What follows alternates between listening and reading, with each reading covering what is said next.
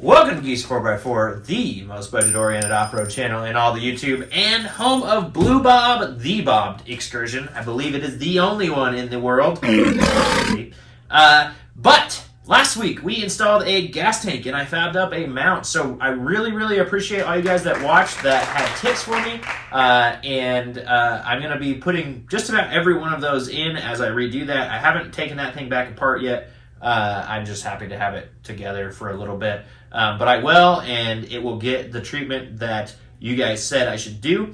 Just keeping plugging away here. Today we are going to put on the PMF Shackle reverse kit. So essentially it's a shackle is going to go from, being up and moving like this to being down and moving like this.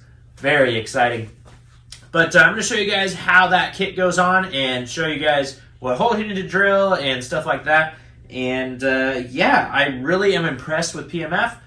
Don't forget there is a link down in the description below to PMF, and they are helping me out. So if you guys go to them, let them know the Geeks 4x4 sent you, and that helps me out. So anyway, thank you guys so much. Let's get right to this. Let's put on these new parts.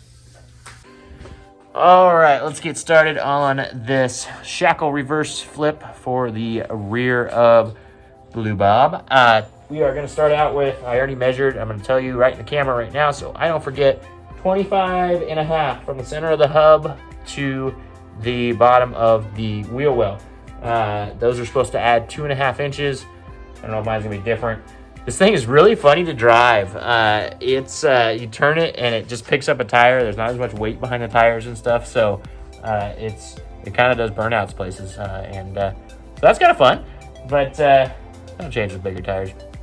But anyway, I actually popped one of the rivets out. Thank you to whoever suggested that. I ended up cutting off the head of it and then just using my air hammer. Yeah, I was going to say air gun, but air hammer. And I got a little bit warm. I started drilling into it, and then once it was warm, it popped right out. So hopefully when I cut it, if I get right on it quickly, it'll just come right out. We'll see. I'll let you guys know. Well, here is our update here. So I cut the cap off. Still hot.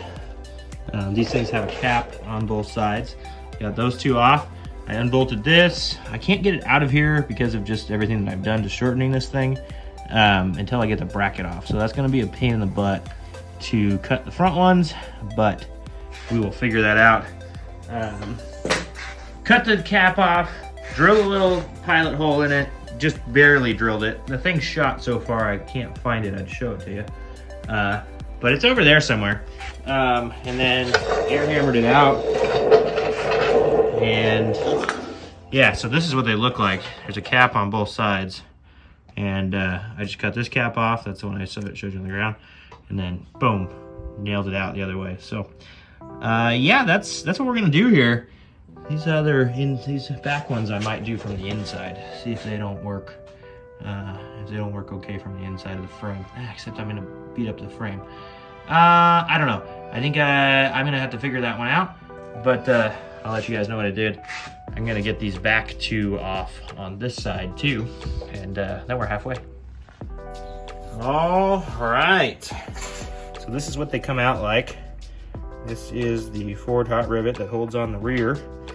And so you just cut the cap off, and then you air hammer it out. But I ended up having to drill a lot of these a little bit of a way so that they were actually able to fold on themselves, and then they came right out. So these are the ones I found. The other ones are MIA in the garage. But that's what we got. I had to cut this one down. It was before I was drilling them. That was dumb.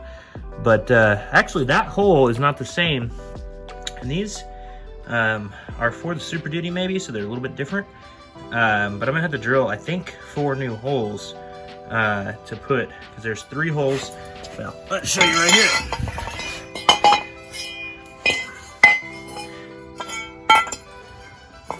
This is, well, will be essentially opposite ways that they're gonna actually mount. This is gonna mount down, and then this mounts, now this mounts down too.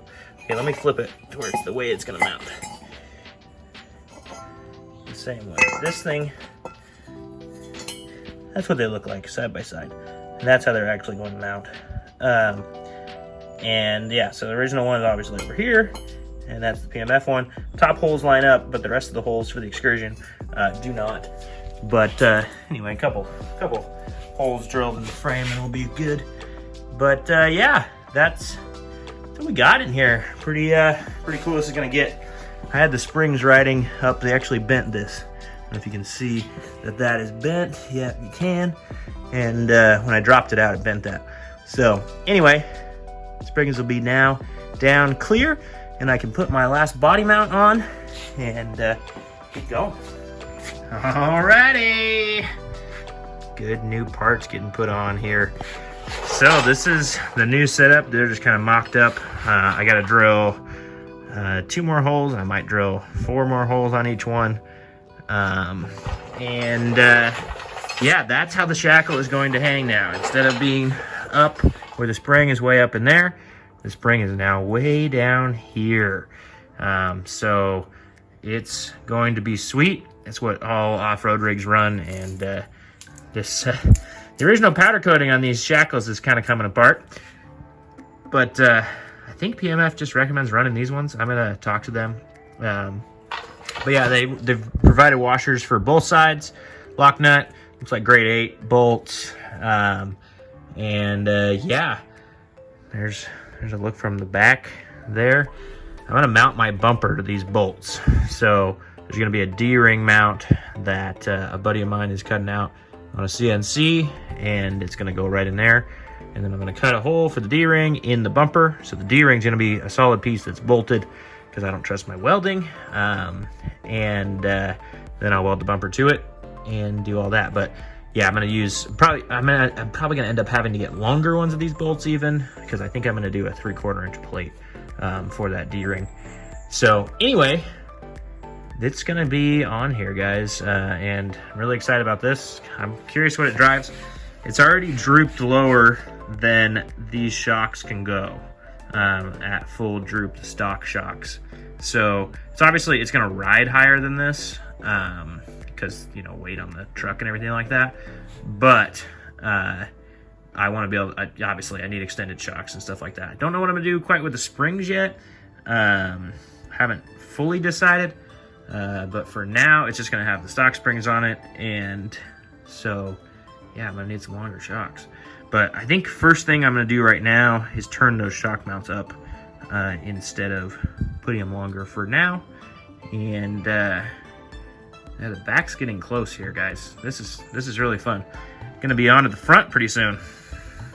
Well, I got it sitting back down, and can you guess how high that is? The center of hub to fender well is 29 1/4, and it was 25 1/2 before. So I believe that is 3 3/4 inches of lift. So a little higher than they said, but that's to be expected. The truck is lighter in the back. Obviously it's 12 inches shorter. Also, I put the bolt, you can see right there, I put the bolt in the middle, and I think if I put it in the front, it would come down a little bit too. But I mean, the rake that it has right now, obviously, the back is now lifted essentially, and the front is still stock. So anyway, some more tinkering, obviously, to get this done. I ended up only putting 4 bolts in each one right now. I will do the second or the third bolt in each side later when I get ready to do the bumper and stuff. But yeah, a really beefy product from PMF. I'm really impressed with it. I just have to figure out how to make it work like I want it to work on this truck. So you can see now the freedom that these Shackles have. So they can now, you know, rock all the way that way and all the way that way on this point. So this can come all the way up and smush this thing. It should fit to where the back of the spring could be like right here, and then the same way up or down and out. But yeah, so I like it. I obviously need to adjust and kind of start working on the front. The thing looks pretty stink bug. I don't know, gasser style. Is that cool? Let me know. Well, there it is. I've got a very goofy looking truck now. The rear is lifted about 6 inches. I think I told you guys it was like 29 1/4. The front is still bone stock. It does not fit out the garage door anymore, I don't believe. But I am going to pull the helper spring. The Excursions come with a helper spring that if you get the springs overloaded, it has a little bump stop on it and it helps your springs out. I'm going to pull that out of there, and I think I'm going to pull the block for right now too, just to get this thing back down to where it'll fit out the garage door and not look quite as crazy stupid. But anyway, that's for another day, and I will show you guys all the tinkering on the leaf springs. It looks like we might be using these stock ones. I don't know exactly, but as of right now, the way it sits, I don't really want any more lift with the way it sits. So let me show you guys, let me cut really quick to the real shot. It's going to be up and down, but whatever, of the tire sitting on it right now. So you guys the gap. Let's go right to it.